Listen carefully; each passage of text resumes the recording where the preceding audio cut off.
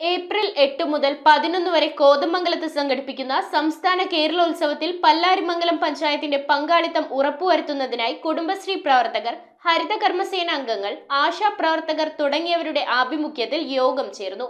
പഞ്ചായത്ത് ഹാളിൽ ചേർന്ന യോഗം വൈസ് പ്രസിഡന്റ് OE അബ്ബാസ് ഉദ്ഘാടനം ചെയ്തു.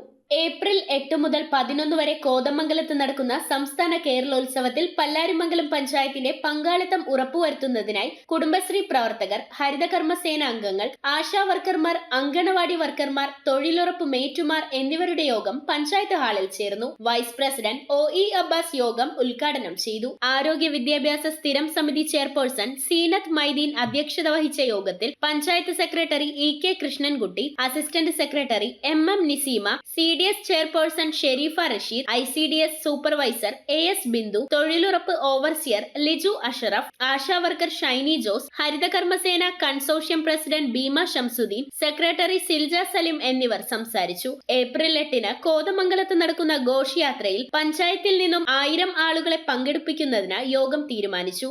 കേരളോത്സവം ആരംഭിച്ചത് 88-89 കാലഘട്ടത്തിലാണ് കേരളത്തിൽ ആരംഭിച്ചത്. അന്ന് നമ്മുടെ പേര് യുവജനമേള എന്നായിരുന്നു. പിന്നീട് ബഹുമാനായ നായനാർ മുഖ്യമന്ത്രിയായിരിക്കുമ്പോഴാണ് യുവജനമേള എന്ന നിലയ്ക്ക് അങ്ങനെ ഒരു 18 വയസ്സിനും 40 വയസ്സിനും ഇടയിലുള്ള യുവാക്കളുടെ കഴിവുകൾ പ്രോത്സാഹിപ്പിക്കുന്നതിന് വേണ്ടി, അതിന് അവസരം ഉണ്ടാക്കുന്നതിന് വേണ്ടിയാണ് അത് ആരംഭിച്ചത്. News bureau, Kothamangalam. 3.5 വർഷം മുൻപ് അവളുടെ ആഗ്രഹത്തിന് ഇതുപോലൊരു ലെറ്റർ ഞാൻ കൊടുത്തു. അന്ന് അവൾ എന്നെ നോക്കി ഒന്ന് സന്തോഷത്തോടെ ചിരിച്ചു.